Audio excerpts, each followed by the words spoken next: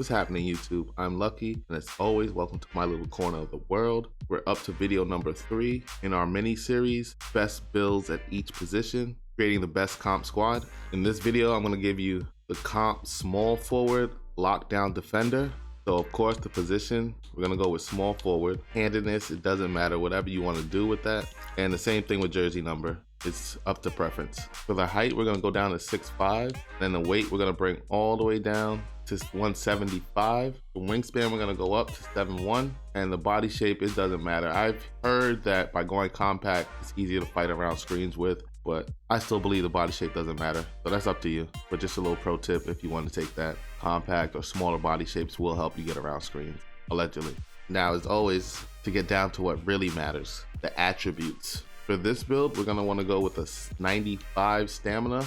I know I usually preach that 90 stamina is all you need. However, for our lockdown build, we're gonna wanna give him a little bit more stamina because he's gonna be playing lockdown defense on the perimeter. And then he's gonna probably be our lead guy in the fast break. So he's gonna be doing a lot of running, so we'll get his stamina up a little bit. The vert, we're going with an 80. Strength, we're not gonna touch at all. Acceleration and speed, we're gonna go ahead and max those bad boys out. For his defensive and offensive rebounding, we're not going to touch neither of those stats. Blocks, we're going to put at a 65 so that we're able to get chase down artists and rim protector bronze. The steals, we're going to put up to 96, and that's so that we get that Hall of Fame pickpocket. Perimeter defense is going to be at 95, and that's so we have access to the Hall of Fame menace badge. And whether or not you use it, it's up to you. I will go through a breakdown of my recommendation on badges that you can put onto this build, but that's after we get done with these attributes. For interior defense, we're not going to touch that stat at all. This is our perimeter lockdown. He should not be in the interior, in the painted area. And if he is, say you get blown by or something like that,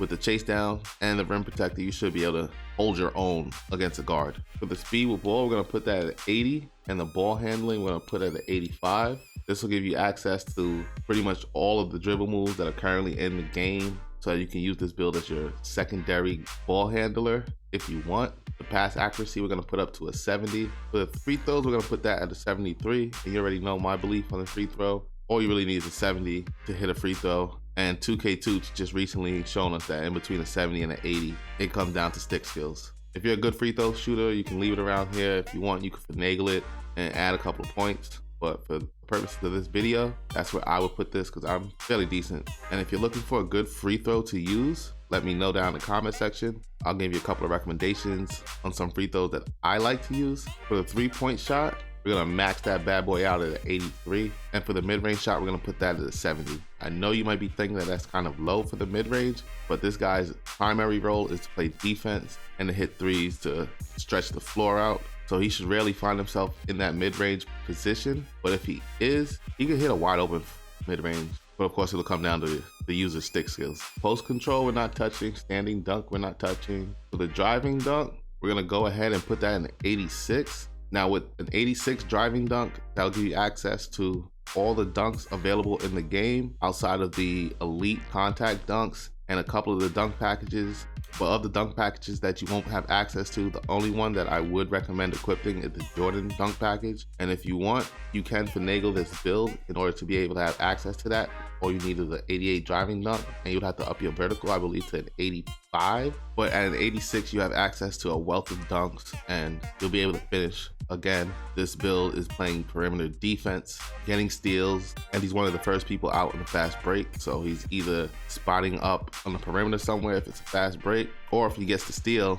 and then he's just gonna drive it to the rim anyway and finish it. So at that point, equipping elite contacts or the Jordan dunk package, that's just for flash and flare. But with this build, I'm trying to be the most efficient that I can possibly be. So that's why I went with the 86 dunk.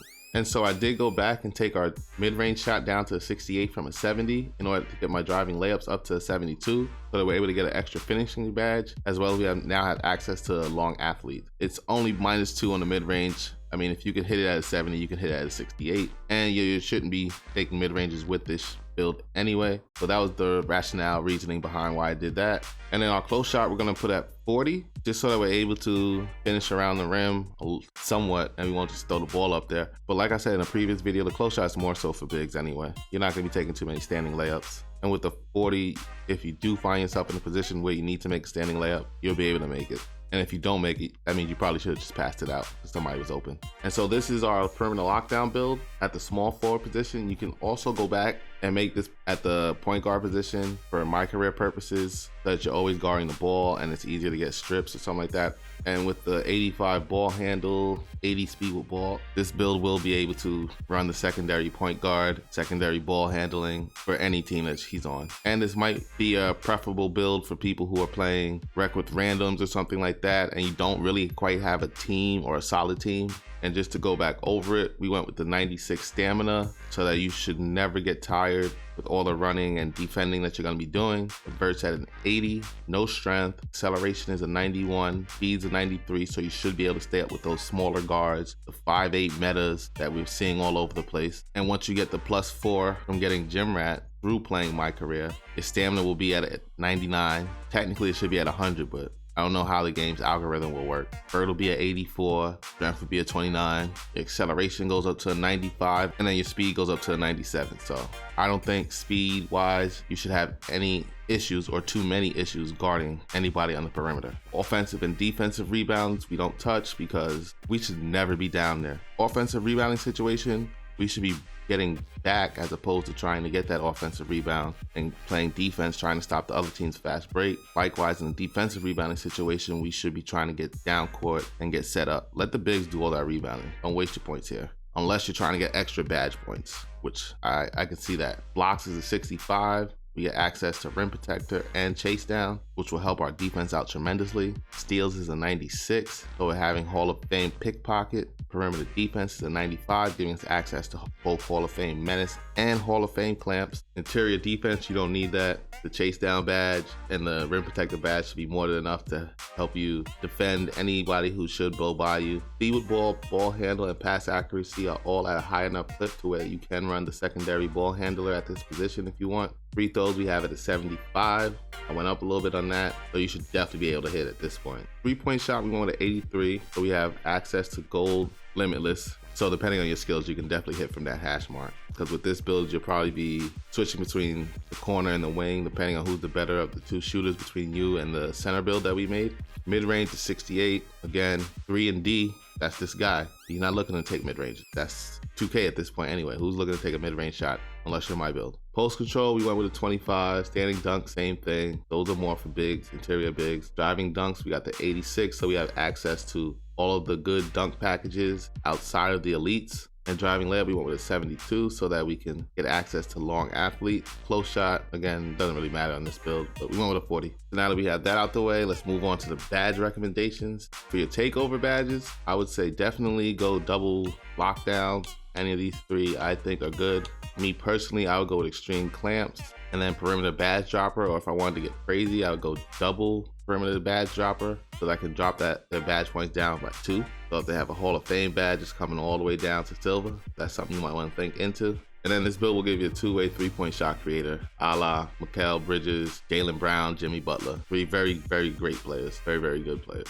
And for my badge recommendations, you already know you're gonna want to look at Limitless, Posterizer, Slithery, Fearless Finisher, and I would probably go either Unstrippable with these last 2 badges at a silver, or Giant Slayer for one, and an Acrobat for the other. But that's, of course, up to your preference. You could even throw something into Lob City Finisher in case you do find yourself in a position where you can finish the lob off. Unless you're really good at timing the alley-oop meter, which I'm not. So if you are, don't even think about putting anything into Lob City Finisher because you're nice. Shooting badges, this is where it gets a little tricky because you're gonna want to go blinders and Deadeye, but I would say pick either of the 2 that you think would work well with your play style, because you're definitely going to want to go with the catch and shoot. Hot zone hunter, you're going to want to gold that out. Sniper is another one that you're going to want to look into golding out, maybe even Hall of Faming it, depending on your skills. And then you're going to want to get that limitless spot up so that you can take it out to the hash mark. Now, this is another badge that you might want to discuss with your teammates about who's going to be positioned where. So if you're going to be on the hash